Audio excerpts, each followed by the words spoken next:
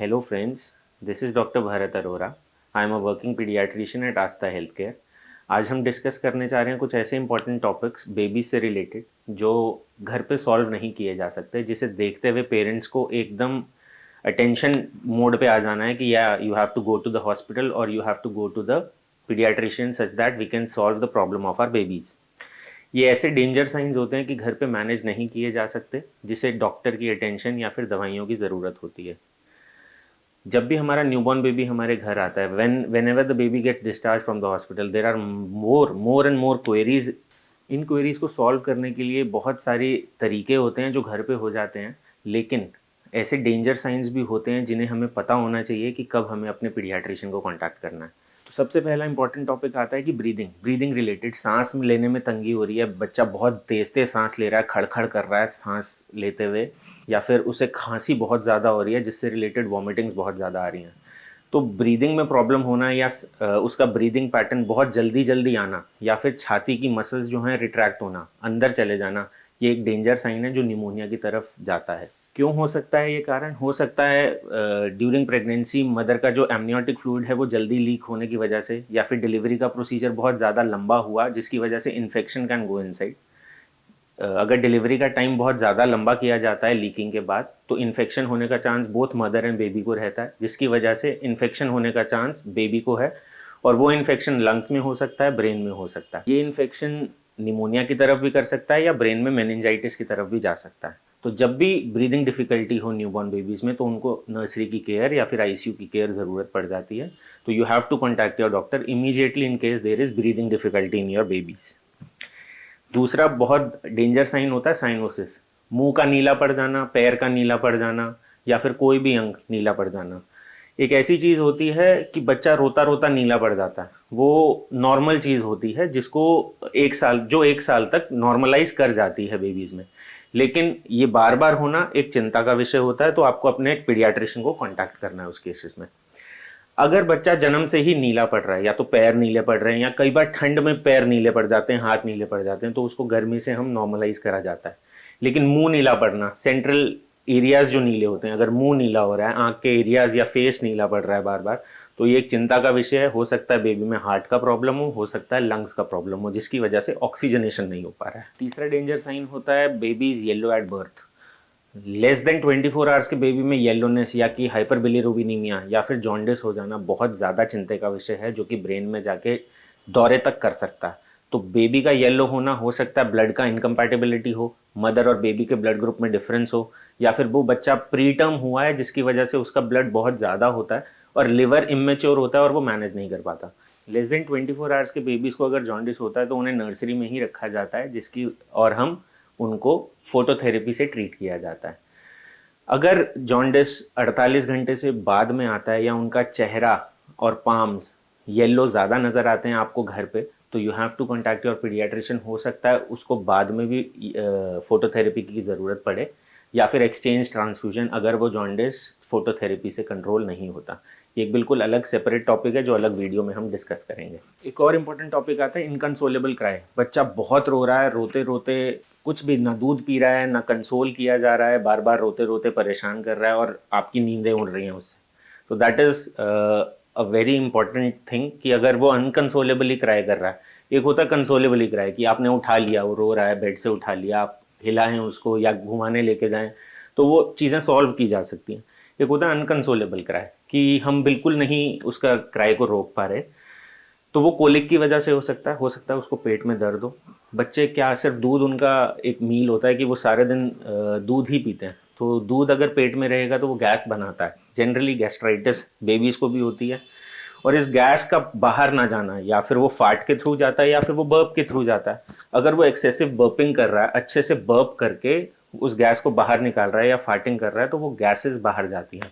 लेकिन कई बार ऐसा होता है कि गैसेस अंदर रह जाएं और उसकी वजह से कोलिक होता है. कोलिक मतलब पेट का दर्द, और वो अनकंसोलेबल रहता है उस टाइम पे बच्चा. तो हमें इस चीज़ को हम घर पे मैनेज कर सकते हैं अगर हम बेबीज़ को फ्रीक्वेंट मील्स दें, फ्रीक्वेंट फीड दें, बर्प अच्छे से कराएं, और एक कोलिक मसाज आती है जो मैं आपको एक अलग वीडियो में बताऊंगा कि कोलिक का ट्रीटमेंट क्या होता है. लेकिन अगर ये कोलिक की पेन एकदम ठीक नहीं होता तो that is a danger sign.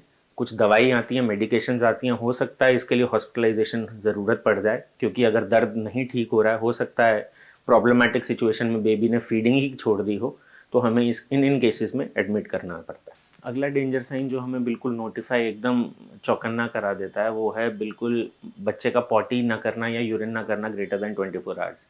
अमूमन बच्चा एक दिन में 5 बारी या 5 दिन में भी एक बारी पॉटी कर लेता है, लेकिन उसका मिकोनियम जो पहला पॉटी होता है, जो डार्क ग्रीन या ब्लैक कलर का होता है, अगर वो 24 घंटे से ज़्यादा हो गए हैं या वो यूरिन पास नहीं कर रहा है ग्रेटर देन 24 आवर्स, तो एक ये चिंता का विषय होता है। ड्यूरिंग एडमिशन टाइम ही हम इस चीज़ का पता लगा लें कि अगर उसने यूरिन या मिकोनियम ग्रेटर देन 24 आवर्स अगर नहीं पास किया है, तो हो सकता है उसमें एनल डिफॉर्मेशन हो या फिर अंदर एनल एट्रेजिया हो। एनल एट्रेजिया का मतलब पॉटी का रास्ता जाम हो जाना, या फिर उसमें यूरिन का जो रास्ता है उसमें कुछ अड़चन है जिसकी वजह से वो हो रहा है। तो ये एक चिंता का विषय होता है, इमीडिएट उसको स्कैन्स की ज़रूरत होती है ताकि हम उसका ट्रीटमेंट इमीडिएटली कर पाएँ।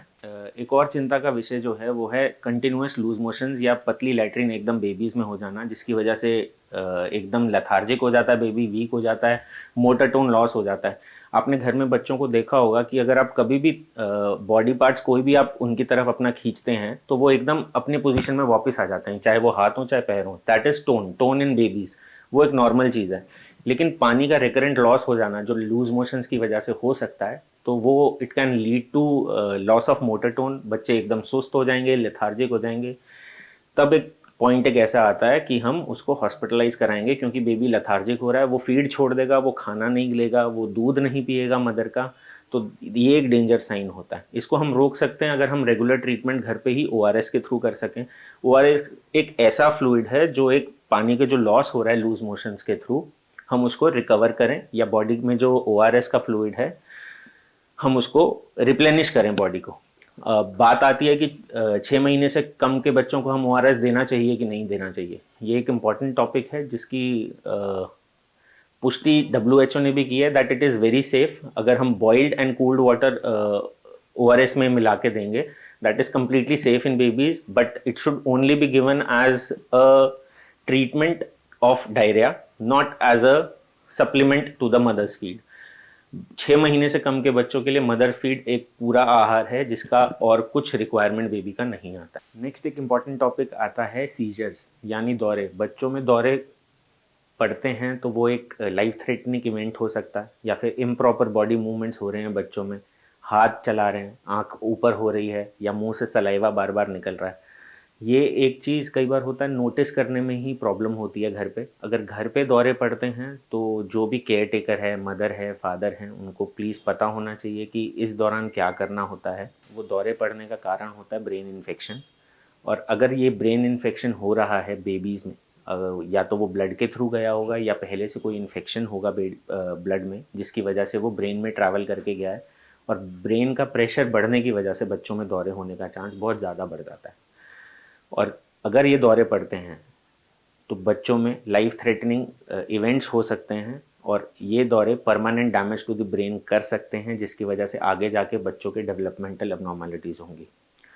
एडल्ट के दौरे और बच्चों के दौरों में बहुत डिफरेंस होता है। अगर एडल्ट के दौरे पड़ते हैं तो वो एक इवेंट ऐसा हो जाता है जिसकी वजह से हम मैनेज कर पाते हैं एडल्ट को, लेकिन पीडियाट्रिक या कि बच्चों में जब दौरे पड़ते हैं तो it can be life threatening, changing, developmental changing. हो सकता है आगे जाके बच्चा उस मानसिक रूप से सही ना रहे, हो सकता है permanent damage to the brain हो जाए, ताकि मानसिक डेवलपमेंट उसकी पीछे रह जाए या लैग बिहाइंड कर जाए। तो जब भी सीजर्स हों, you have to contact your doctor or reach the hospital immediately such that baby can be saved, brain को जो ऑक्सीजन सप्लाई है वो बचा सकें, और ब्रेन को जितना डैमेज होना है उसको हम रोक सकें या फिर उसको प्रिवेंट कर सकें। तो सर इस वीडियो के ज़रिए तो सारे मैंने डेंजर साइंस हैं, कुछ डेंजर साइंस के बारे में आपको बताया है कि you have to contact your hospital या पीडियाट्रिशियन अर्जेंटली। अगर फिर भी आपकी कुछ क्वेरीज़ हैं, फिर भी आप चाहते हैं कि मैं कुछ और डिस्कशन करूं इन टॉपिक्स के बारे में, तो प्लीज़ कमेंट सेक्शन पे कमेंट करिए या नीचे लिखित नंबर्स पे कॉन्टैक्ट करिए। Thank you so much.